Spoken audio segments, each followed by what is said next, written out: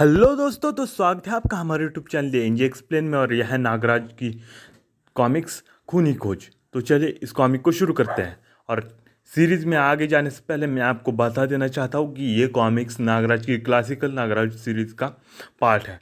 तो चलिए इस कॉमिक को शुरू करते हैं। आतंकवादियों की तलाश में विश्व भ्रमण पर निकला नागराज अमेरिका के शहर न्यूयॉर्क आ पहुंचा। नागराज मैनहट्टन के होटल क्लेरिजिस में ठहरा। क्लेरिजिस आधी रात को वह एक कैसीनो में पहुंचा। वह एक बार मैन की तरफ बढ़ा। मैं डॉन से मिलना चाहता हूँ। डॉन? सॉरी सर, डॉन तो हवा झोंका है, उसका कोई ठिकाना नहीं है। नागराज ने रात भर न्यूयॉर्क के सारे नाइट क्लब छान मारे, लेकिन सॉरी सर, मैं खुद डॉन की तलाश में हूँ, उसका एक महीने से कोई आता पता नहीं है। Thank Francisco. नागराज निराश होकर वापस होटल की ओर चल पड़ा। एफबीआई का एजेंट नंबर 77 देर रात को अपने घर लौटा था, तभी एक अज्ञात व्यक्ति ने उससे कार रोकने पर बेहोश कर दिया। फिर आसपास की झाड़ियों से निकलकर 8 गुंडों ने उसे घेर लिया। लोबो, इसे कार से बाहर निकालो। अरे टाइगर, यह तो विलियम के आदमी है। लेकिन कार का दरवाजा लोबो ने नहीं, दरवाजा खोला 77 ने। इससे पहले कि 77 लोबो पर हावी होता, उस पर गोलियां चलती है। विलियम के आदमियों ने 77 को फायरिंग करके गोलियों के घेरे में कैद कर दिया। 77, इस घेरे के बाहर तुम्हारे लिए सिर्फ मौत है। जब तक तुम इस घेरे में हो तब तक हमारी बंदूकें खामोश है। टाइगर, तुम्हारा ये कदम विलियम को बहुत महंगा पड़ेगा। डैंगो, इसे विलियम की शक्ति से परिचित करा दो। डैंगो ने स्टेन गन फेंकी और आयरन ग्लोव्स पहनकर घेरे में प्रविष्ट हो गए। डैंगो के प्रहारों से बचते हुए जैसे ही उसके शरीर का कोई हिस्सा बाहर निकलता था, विलियम के आदमियों की बंदूकें गरज उठती थी। उधर नागराज की टैक्सी होटल की तरफ बढ़ रही थी। अचानक ड्राइवर ने टैक्सी कच्चे रास्ते पर उतार दी। तभी नागराज सड़क पर लगे बोर्ड को देखकर चौंक पड़ा। नो एंट्री का बोर्ड था वो। ड्राइवर, कार रोको, सड़क क्यों बंद है? यह विलियम कौन है? सर, विलियम को नहीं जानते आप? अमेरिका की दूसरी सरकार है ये। विलियम को जब कभी अपने किसी आदमी को सजा देनी होती है, ऐसे ही सरेआम सड़क पर देता है। न्यूयॉर्क में किसी की ऐसी ताकत नहीं है जो इन लोगों को रोक सके। ओह, तो यह वही विलियम है। देखो, तुम मुझे यही उतार दो, मुझे उसकी ताकत की आजमाइश करनी है। My God bless him. उधर डेंगू ने 77 को मारते मारते बेहोश कर दिया था। अब उसके हाथ में दुधारी तलवार नजर आ रही थी। डेंगू, इसे मुक्ति दे दो। डेंगू ने मजबूती से तलवार को ऊपर उठाया, लेकिन उसकी तलवार नीचे आने से पहले ही कुछ सांपों ने उसकी तलवार को खींच लिया था और वो तलवार डेंगू के सीने में आ गड़ी थी। टाइगर और उसके साथियों ने उस तरफ देखा जहां से सांप निकले थे, तो 8 आदमी मिलकर अकेले आदमी को विलियम की ताकत दिखा रहे हैं। विलियम के खिलाफ बहुत बोल चुके हो, अब ये स्टेन गन तुम्हें खामोश कर देगी। फायर! गोलियां चलती हैं, लेकिन गोलियां चलने से पहले ही नागराज अपने सर पर सैनिकों को छोड़ चुका होता है। उनकी उंगलियों की हरकत सांपों ने रोक दी थी और दर्जन सांप स्टेन गन पर लिपट चुके थे। और जब वे वापस पलटे तो गहने भी उन सांपों के साथ निकल पड़ी थी। उसके बाद नागराज ने किसी को भी संभलने का मौका नहीं दिया और कुछ ही देर बाद टाइगर के सभी साथी मौत के घाट उतर चुके थे। अरे टाइगर कहाँ है? तभी नागराज की निगाह एक पेड़ की डाल पर छिपे टाइगर पर पड़ी। ओह, विलियम का कुत्ता भीगी बिल्ली बना पेड़ पर छिपा है। नागराज ने उसे पेड़ से नीचे उतारा। बता कुत्ते, कहाँ है तेरे आका विलियम का ठिकाना? बता, नहीं तो मैं तुझे जान से मार दूंगा। लेकिन नागराज इस समय एक लाश से बात कर रहा था। अरे इसका चेहरा पीला कैसे हो गया, या फिर कहें नीला कैसे हो गया? टाइगर ने जहर की गोली निगल ली थी। उफ, विलियम तक पहुंचने के लिए अब मुझे एक बार फिर से डॉन की तलाश करनी होगी।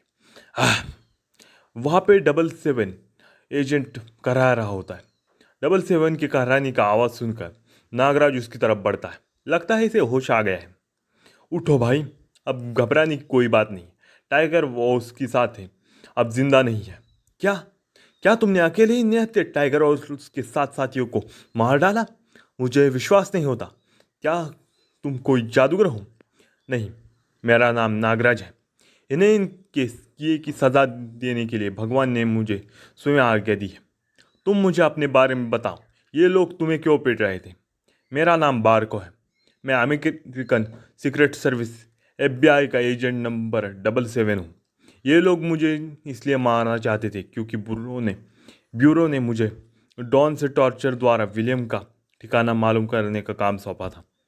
डॉन? विलियम का ठिकाना? बारको, मैं खुद विलियम की तलाश में हूँ और इसके लिए रात से मैं डॉन की खोज कर रहा हूँ। अगर तुम मुझे डॉन से मिला दो तो तुम्हारा मुझ पर बहुत बड़ा एहसान होगा। एहसान तो तुम्हारा है मुझ पर दोस्त। मैं पहला व्यक्ति हूँ जो विलियम द्वारा मौत की सज़ा सुनाई जाने के बाद भी जीवित है। बहुत कम लोग जानते हैं कि डॉन इस समय वर्ल्ड की सबसे सुरक्षित जेल द डेथ फोर्ट्रेस में कैद है। उससे मिलना नामुमकिन है दोस्त। और मैं यह भी जानता हूँ कि वर्ल्ड की सबसे सुरक्षित जेल में भी उसे एक अभेद्य सेल में रखा गया है, क्योंकि दुनिया में सिर्फ डॉन ही एक ऐसा व्यक्ति है जिसके पास यूरोप और अमेरिका के हर गैंगस्टर, हर शातिर बदमाश की एक गतिविधि और उनके खुफिया अड्डों की खबर रहती है। बारको, क्या तुम मुझे बता सकते हो वह जेल कहाँ है? वह जेल कहाँ है यह सिर्फ कुछ ही लोग जानते हैं। वैसे मुझे इतना पता है कि वह शिकागो में ही कहीं है और मैं शिकागो की फ़्लाइट पकड़ने एयरपोर्ट पर ही जा रहा था कि इन लोगों ने मुझे रोक लिया। लेकिन अब मैं अकेला नहीं, तुम भी मेरे साथ शिकागो चले गए और अब हम ट्रेन द्वारा जाएंगे, क्योंकि हो सकता है एयरपोर्ट पर विलियम के आदमी खड़े हो, न्यूयॉर्क के रेलवे स्टेशन पर। लेकिन बारको, शिकागो में हमें जेल का पता कौन बताएगा? मुझे चिप ने बताया है कि शिकागो में थ्रिल डांस क्लब का डांसिंग कोच जैक्सन, जो कि वास्तव में CIA का एजेंट है, मुझे जेल का पता बताएगा। मुझे खास तौर से इस काम के लिए भेजा जा रहा है क्योंकि अब तक CIA और FBI की तमाम जासूस डॉन से कुछ भी उगलवाने में असमर्थ रहे हैं, जबकि मेरे पास टॉर्चर के लिए कुछ विशेष तरीके होते हैं। दोनों टिकट लेकर एक ट्रेन में सवार हो गए। अभी ट्रेन को चले 2 ही घंटे हुए थे कि आह, कोबरा नाक की गंध आ रही। कहीं से सांप ने तो काट नहीं लिया? नागराज लोगों को हटाकर उसके पास पहुंच जाता है। ओह, वह तो सर्पदंशी है। इसे बचाने के लिए मुझे तुरंत इस इसके जिस्म से जहर को चूस कर बाहर निकालना होगा। देखिए, आप लोग पीछे हट जाइए। इन्हें सांप ने काट लिया है। मैं इन्हें बचा सकता हूँ। नागराज ने होठों से लड़की के पाँव का सारा जहर चूस लिया। थोड़ी देर बाद, अब आपको कुछ नहीं होगा मिस फ्लोरिडा। मुझे फ्लोरिडा कहता है। लेकिन आपने यह सब किया कैसे? अगर वास्तव में मुझे सांप ने ही काट लिया था तो मैं आपकी शुक्रगुजार हूँ मिस्टर। मेरा नाम नागराज है। तुम्हें सांप ने ही काटा था। मैं अभी दिखाता हूँ तुम्हें। जिसके बाद नागराज ने सीट के नीचे से एक कोबरा सांप को निकाला। ओह, यह देखिए मिस फ्लोरिडा, यह दुनिया का सबसे जहरीला सांप है, लेकिन मुझसे जहरीला नहीं। कुछ ही देर बाद वे शिकागो पहुंच चुके थे। 101 down Chicago New York shuttle platform number 10 पर पहुंच चुकी है। स्टेशन के बाहर driver, glory town. Glory town पहुंचकर नागराज, तुम इस रेस्टोरेंट में मेरी प्रतीक्षा करो, मैं जैक्सन से मिलकर आता हूँ। बारको टैक्सी द्वारा थ्रिल क्लब पहुंचता है। मुझे जैक्सन से मिलना है, मेरे पीछे आइए। जैक्सन, मेरा नाम बारको है। मैं डॉन को भरतनाट्यम सिखाना चाहता हूँ। तुम मेरी क्या मदद कर सकते हो? बारको, ये लॉकेट तुम्हारी बहुत मदद करेगा। इसे अपने गले में डाल लो। ओके जैक्सन, अब चलता हूँ। Okay, wish you best of luck. बारको के पास अब जैक्सन की कार थी और वह जल्दी से जल्दी ग्लोरी टाउन पर पहुंच जाना चाहता था। तभी बारको ने रियर व्यू मिरर में देखा।